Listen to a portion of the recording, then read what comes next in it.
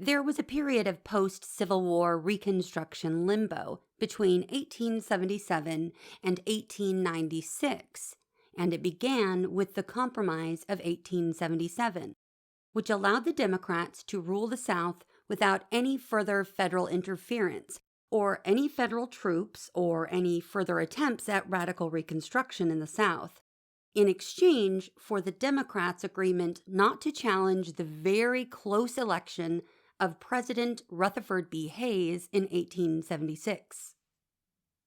So for the next several decades, the civil rights gained by African Americans during the period of Reconstruction were essentially rolled back and ignored as new state laws were passed that targeted and oppressed African Americans. Just one example of this practice is the policy of convict leasing. The 13th Amendment, which emancipated the slaves, contains what is known as the Exception Clause, or the Criminal Clause, and it says that neither slavery nor involuntary servitude, except as a punishment for crime whereof the party shall have been duly convicted, shall exist within the United States or any place subject to their jurisdiction. This constitutional loophole led to the creation of various state laws or vagrancy statutes specifically designed to target African Americans for ridiculous so-called criminal offenses. They would arrest and convict them, and then they would sentence them to hard labor in a system known as convict leasing. States that adopted the policy of convict leasing would lease its black convicts to white farmers or business owners to perform work that looked an awful lot like slavery, especially since some of the laws that black people were convicted of violating included ridiculous crimes like simply being caught in public while unemployed, and very vague laws like those against malicious mischief, the meaning of which was very vague indeed. And when the state leased out its convicts, it was a more affordable source of labor for businesses and landowners than purchasing slaves had been prior to the 13th Amendment.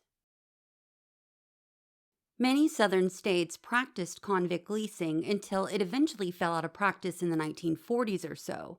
But it's easy to see how the convict leasing system led to the current criminal justice system in which black people are incarcerated in disproportionate numbers to their population size, and their sentences are on average much more severe than those of white people convicted of the same crimes. So that's what was going on at the state level during post-Reconstruction. But how did the federal government view these actions? Eventually, they weighed in through two Supreme Court decisions in the civil rights cases of 1883 and the landmark decision in Plessy v. Ferguson in 1896. In the civil rights cases of 1883, the Supreme Court ruled that the enforcement clause of the 14th Amendment, that no state shall make or enforce any law which shall abridge the privileges or immunities of citizens, was limited to correcting official state actions that were discriminatory, not the actions of private individuals or private businesses. The court's decision in Plessy v. Ferguson gained widespread approval throughout most of the United States, not just in the South. The ruling meant that companies, businesses, and private organizations and individuals could legally discriminate against African American citizens. In 1892, Homer Plessy was a resident of Louisiana and a member of a group of black activists called the Committee of Citizens. In an effort to create a test case to challenge legal segregation before the Supreme Court, the organization carried out a plan. Plessy boarded a train to New Orleans and purposefully sat in the whites-only car, something that was against the law at the time, and back then, any African American ancestry, regardless of the amount of one's white ancestry, made one black in the eyes of the law. Plessy was only 1/8 black, So the average passenger on the train that day might not have even recognized him as a black man. In fact, he might have gotten away with it any other day, but the activists made sure that the railroad company was aware that Plessy would be riding in the whites only car that day. And oh, by the way, Plessy was black. So the conductor knew to keep his eye out for a light-skinned black man on the whites only car. When the conductor saw Plessy, he approached him and asked him to identify his race. Plessy gladly told the conductor that he was 1/8 black and that he refused to move to a blacks-only car. As planned, Plessy was arrested, and the case eventually worked its way before the Supreme Court, where Plessy's attorneys argued that his arrest violated the Equal Protection Clause of the 14th Amendment. The court ruled that the 14th Amendment could not have been intended to abolish distinctions based upon color or to enforce social equality, and that laws permitting and even requiring segregation where blacks and whites are liable to be brought into contact with one another do not necessarily imply the inferiority of either race to the other. While the case concerned segregation on a train, the decision created the separate but equal doctrine, which was commonly regarded as applying to segregation in general rather than just segregation on a train. The doctrine held that separate but equal facilities do not violate the Equal Protection Clause of the 14th Amendment. Equality, of course, being a subjective term. To be sure, black facilities were not equal to white facilities during the Jim Crow era. The decision in Plessy v. Ferguson marked the beginning of a new era in the fight for civil rights in America. The 6 decades between 1896 and 1954 are known as the Jim Crow era. Its namesake is a derogatory cartoon of an anthropomorphized black crow meant to resemble a black man, and its themes were segregation, subjugation, dehumanization, and violence. During the Reconstruction process following the Civil War, federal troops occupied the southern states who had seceded during the Civil War.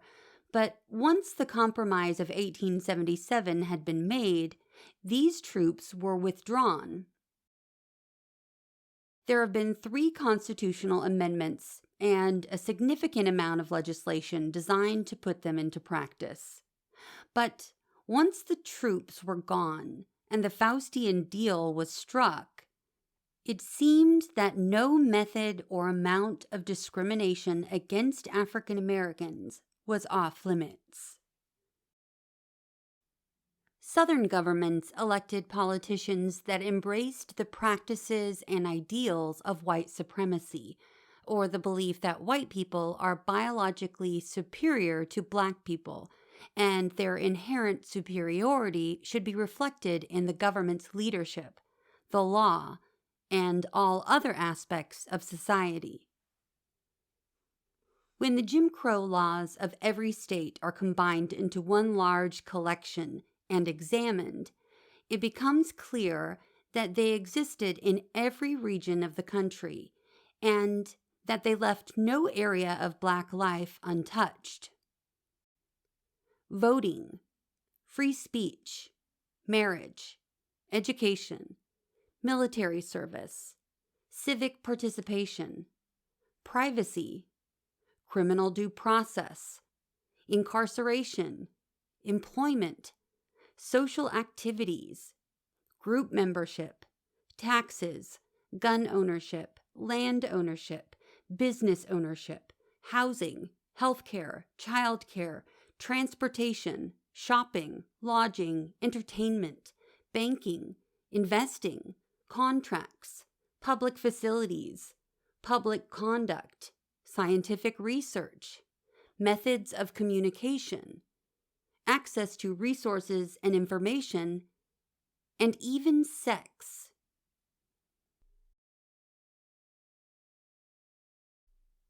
Many state governments passed laws that denied Black men the right to vote, using virtually every criterion they could think of, besides race itself. The Democrats established their party primary as a white primary, prohibiting Black men from taking part in the primary election. Many required a poll tax to be paid in order to vote. Some states used literacy tests that required reading and writing abilities far above the average voter's reading level, regardless of race. Some state laws included a grandfather clause, which required a voter to prove that his grandfather had voted prior to 1867, a requirement that many white men would not have been able to meet if asked. On a regular basis, Black voters in the South were intimidated and assaulted at the polls, and sometimes they were simply just turned away without any explanation at all. While several states might have adopted very similar segregation laws, they all had slightly different criteria and language. But most commonly, Blacks and whites could not intermarry, go to school together, travel together, dine together, physically care for one another, and, well, you get the picture. Effectively, these laws did pretty much the same thing. They kept Blacks and whites separate, so they didn't have to look at each other or touch each other or use any of the same stuff. Particular requirements in some of these laws betray the motivations and beliefs of those who created them. Why must white hands never be allowed to touch library or textbooks that have ever been touched by a single Black hand, even if that Black hand is 1,000 miles away at the time? This law doesn't simply segregate Blacks from whites or increase the distance between them at all. I mean, unless someone was told that a Black person had touched a white person's book before, why would it matter unless there is some kind of belief that Black people aren't just inferior, and that it isn't enough to simply avoid the physical presence of Black people in a particular moment because whites just don't like them and don't want to be around them? Unless perhaps these lawmakers thought there was something that Black hands in particular left behind, or that there was something about a Black person that could waft over a partition that isn't tall enough to block it. Some uncleanliness, some disease, some contagion that might contaminate the sanctity of a white person. And honestly, these laws sound eerily similar to the kind of restrictions adopted during a viral pandemic. A provision specifying the height requirements of a partition separating Blacks and whites does not affect how physically distant they are from one another. So what could possibly be the reason that partitions must either go all the way to the ceiling or be at least 7 feet tall? In many places, Black people weren't allowed to testify against whites in court, and they weren't allowed to serve on juries, which meant that they themselves could never fully enjoy a jury of their peers. Even in non-Southern states, discrimination in lending, banking, housing, and zoning laws kept Blacks and whites segregated from one another. Segregation like this, the kind that directly results from a specific policy or law, is called de jure segregation. And when segregation is the result of social or behavioral practices and norms, it's called de facto segregation. And in the South, de facto segregation is regulated by an informal but detailed code of behavior that socially enforced the second-class status of Black people. Violators of de jure segregation faced a life of incarceration, but violators of de facto segregation faced intimidation, assault, or lynching. whether de facto, de jure, or both. During the Jim Crow era, it was hard to determine where one type of segregation ended and the other began.